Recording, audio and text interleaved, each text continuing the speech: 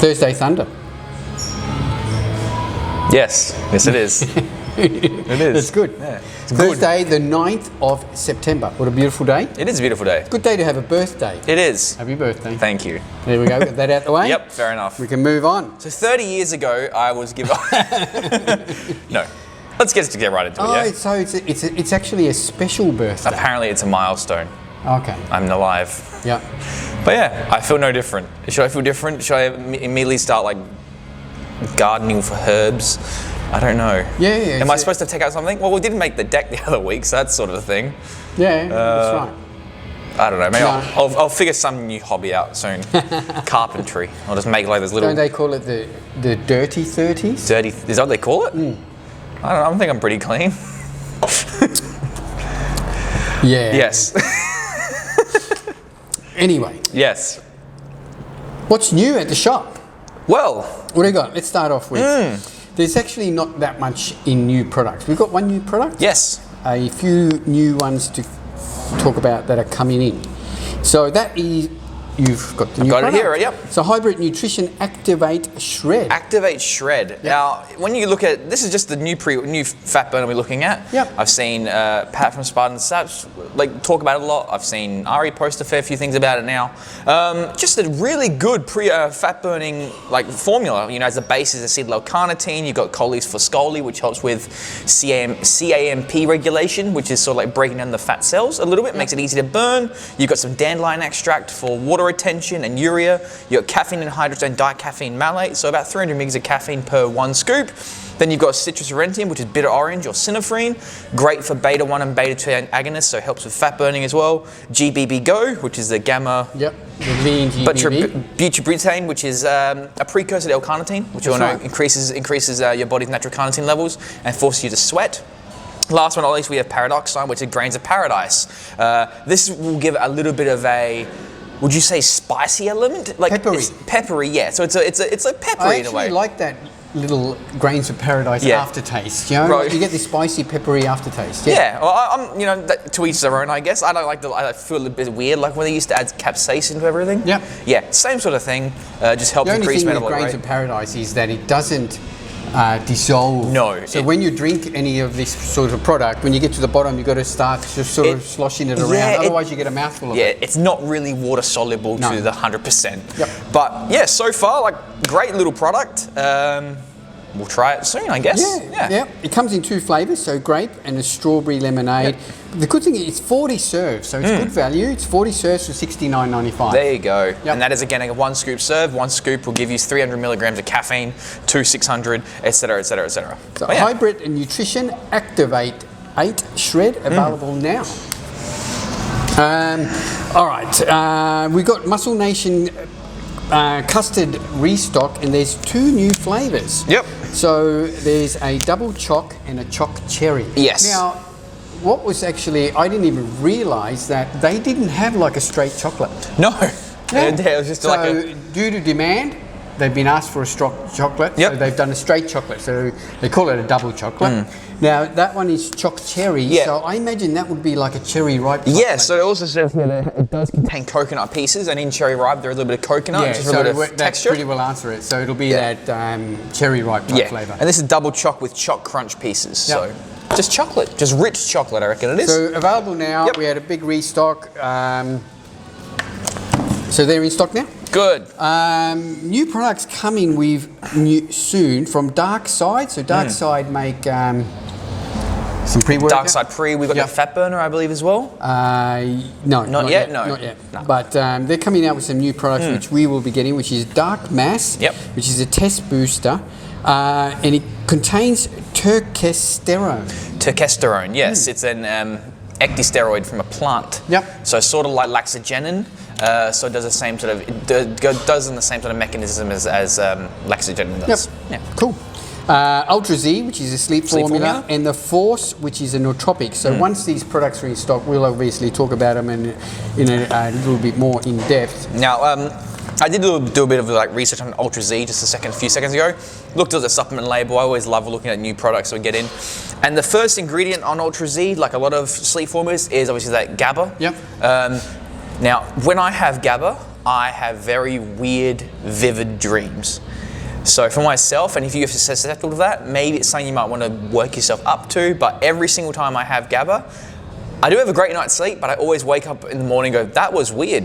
Yeah, but vivid dreams can be good dreams. Yeah. But it's not as if you're waking up like in this cold sweat having some sort of nightmare. It's definitely not a happy state. I don't have happy dreams on it. Okay. It's always dark in some way. Yep. So that's why I try to avoid it. Okay. But Usually when I have vivid dreams, and I'll tend to get them on some really good test boosters. And my vivid dreams aren't, I'll just wake up in the morning and go, wow, that was strange. You know, not like, oh my God, I feel disturbed. Yeah, no, it's just like, okay, that was weird. I used to, when Dorian hates the GH Blast, remember that one? I used to keep a notepad next to my bed. Yes. If I wake up in the middle of the night, I just write something down. In the morning, I'm like, "What the hell?" I would say something like parrots and seabirds, and I'm like, I don't know what the hell that is, and throw it away. It's like I'm a different person on that old stuff. Also, we've got something that I'm actually excited about. Yes. So there's a new Australian company called 5 Active Energy Drinks. And they sent us a little sample pack of their, it's a new energy drink formula. Australian company, and as soon as we all tried them, we thought they were great. Fantastic. All the flavours were great. And the formula it's basically like a pre-workout in It is straight up. Not just like a normal energy drink will have a little bit of taurine and some caffeine, but this had pump formula. This had nitrogen, and it also contained a few other arginine-based ingredients, plus 275 milligrams of caffeine. That's right. So it is within the TGA regulations, under 300 for the serving size. But I had this as a pre-workout during deadlifting legs last week, and I have to admit, I still got a really ridiculous pump. Yeah. Which is crazy off of something that it tasted amazing too. I had the creaming soda, and that was by far straight up Kirk's creaming soda in a can. Yeah, like, so the flavours were cola, cotton candy, which I tried, which was really nice. You tried, the creaming soda. I had the lemonade. The lemonade was nice. It could have had a little bit more punch to it, I thought, in terms of sweetness, but the drink is also sugar-free. Yeah. So it's going to be a little bit milder in that respect.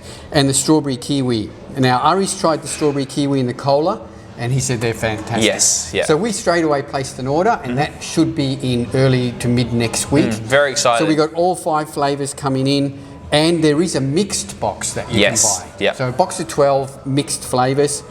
They can just sell just like all the bangs and everything else at $5 a pop in the store. But again, I would not suggest by having more than one of these in a day. No. Just because they are a pre-workout in a can. Yeah. I'm just throwing it out there, guys. That's a disclaimer.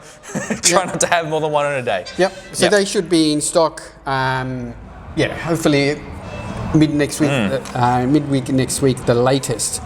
Also coming in stock next week is the Prana on Phyto Fire protein. We've had this before. We stopped stocking it for a little bit, but we've just had, again, customer demand has warranted it for coming back in.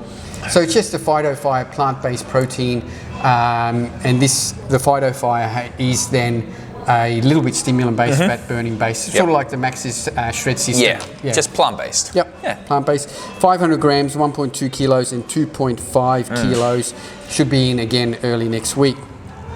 We spoke last week about the Magic Nutrition mushies and mornings with the new flavour coming in.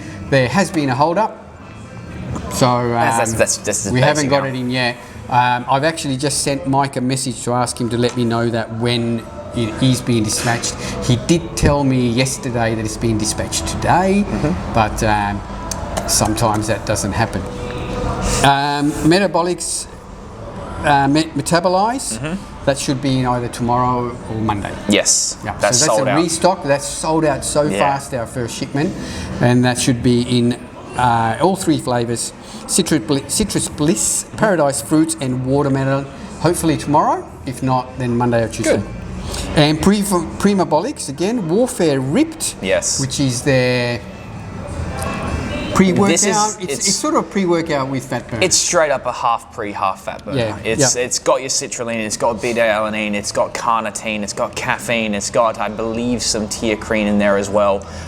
Just a great. I still got the old formula here, and I use it practically once or twice a week. Yeah, I love the old formula. It's great. Yeah, it's great. And it has been changed. Yeah. I don't know to exactly what extent yet, but I'll wait for my tub, Will. No worries. So that should be in middle of this month. So Yeah. Middle of this month is next week. Good. That's it. That's it with what's happening in the shop. Just be patient with deliveries. We're having all sorts of trouble with delivery delays at the moment. Yep. In that we've ordered stock and it can be up to a week before we get it now. A lot of this is due with the new regulations that have been put in place with the truck drivers. South Australia is paranoid about truck drivers bringing in COVID. It's slowed stuff right down. EHP sent through a note to us this morning saying that if we place an order, it can be 8 days before it's sent from the warehouse. And I imagine that's because EHP are based in Sydney and all the lockdowns, and they're mostly working on skeleton staff and everything else. So just be aware that it's not just us. This would affect the whole industry. The deliveries at the moment are really, really slow. We're waiting on orders that we placed last week, Tuesday. Yeah. That we still haven't got. System shows that they're just in transit. Yeah. So they've always been in transit. Stayed in transit for like 6 days. It's a bit frustrating. Questions? Yes. Now, let me have a look. I had making money. I had a question here. I'll pull it up. See if I can find it. All right. It was a good question too. Hey? It was a good question too. Yes. Yeah. We can just like cut this part out, Ari.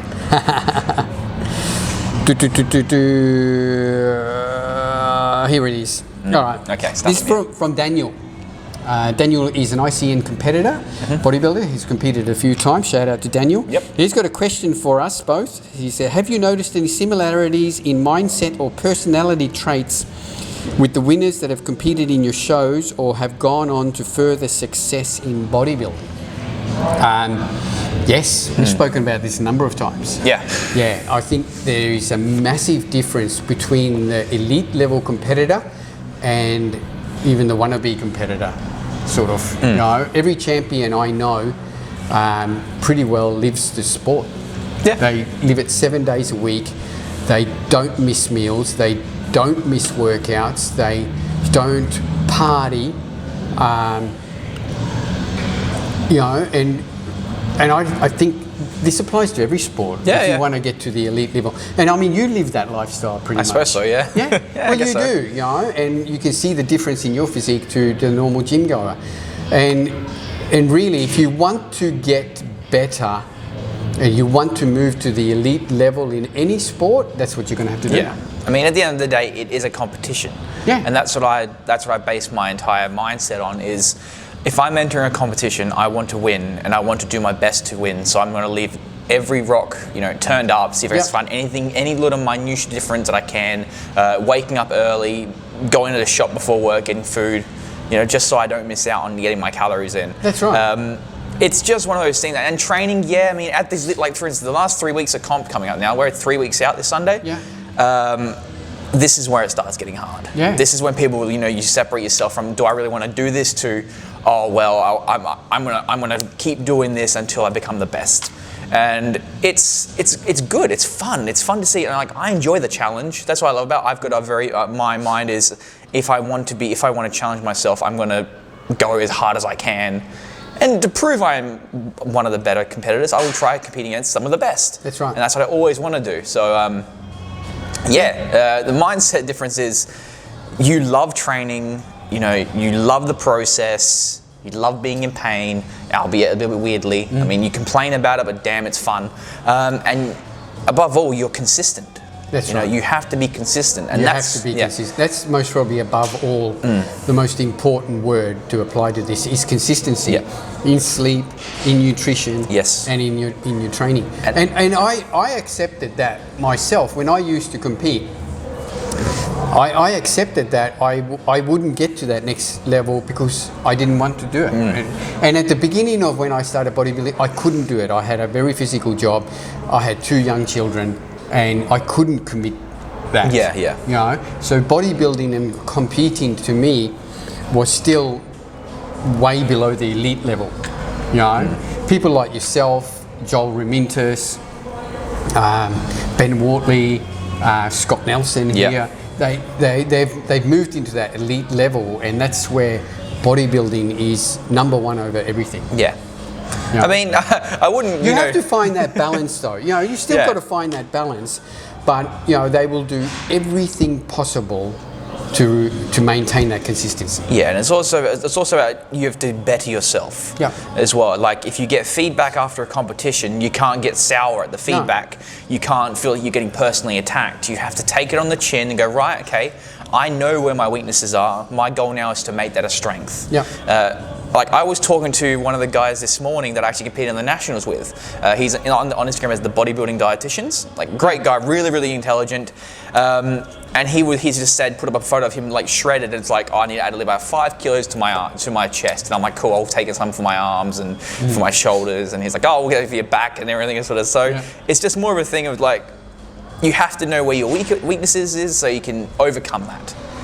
Like I think in Arnold Schwarzenegger's biography, Total Recall, he says that when he trained with Reg Park, his weakness is was his calves. So what he would do is he would only show his calves to show that these are a weakness. So every time I look at it, I'm like, okay, I'm going to make this a strength. And now you look back at calf development, you look at Arnie and go, okay, that's a set of calves. That's right. So yeah, you have to make a weakness a strength and don't get upset if someone hurts your feelings.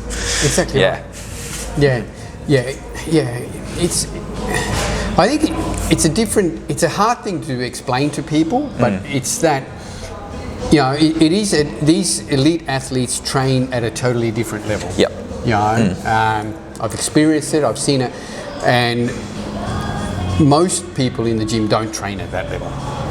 You know, and what I find, and this is a little bit of a going off on a tangent, but people will start blaming, oh, this guy must be on drugs or whatever, etc., etc. Aaron Curtis put up a good post this morning. Yeah, I haven't seen it yet. About natty bodybuilders and how some people just can't seem to accept the fact that there are elite natural bodybuilders. Yeah. There are, you know, elite natural bodybuilders that are so good that if you look at them, you think they're on steroids. Yeah. Brandon Kempter, Iron Ryan, you know, well, Nathan Wallace, Joel Remintis, Ben Wortley, Nathan Wallace. You know, these are guys that are at a level way above everybody else, and it's a combination of genetics, but mainly it's about that work ethic. They are completely outworking you. I think that's about hopefully that answers your question. Yeah. You've got to find that mindset to move up to that next level, and it is about that mindset, becoming strong in the mind and moving to that level and not letting anything get in the way. Embracing the suck. You have to embrace when the shit gets hard. That's right. It gets hard. You had a couple more, one more? I had a few actually. Cause I put up a poll on my Instagram the other day about people wanting to learn more about dieting tips or nutrition tips or training tips, and I was like 90% to want diet tips, and I got a few questions. One was, how can I hit my protein goal? I feel like I'm having a lot of protein shakes. All I said was increase your protein sizes, your portion sizes. Instead of 150 grams of chicken, to have 200. It's very simple.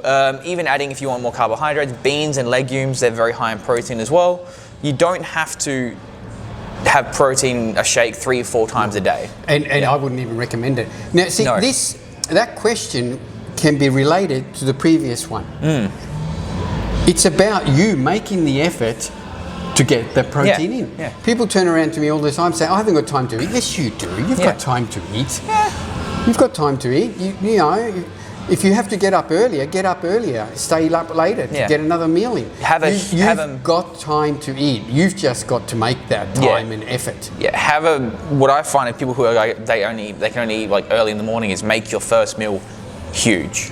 Like I'm talking 50%. I'm always flabbergasted. Like I have people who come in and say, oh, you know, my work is so hectic, you know, I don't have time to eat. I'm sorry, what, you don't have lunch break or a smoko break? If you don't, well, I'd go talk to your union rep because that's illegal. You know? But in the end, even I've known guys, elite level, and I've talked about this guy, there was ICN competitor years ago who was a concreter in his own business and was at that elite level. He went right up to winning the Natural Olympia title, and he was pouring foundations and paths and concrete all day and still made the effort to eat.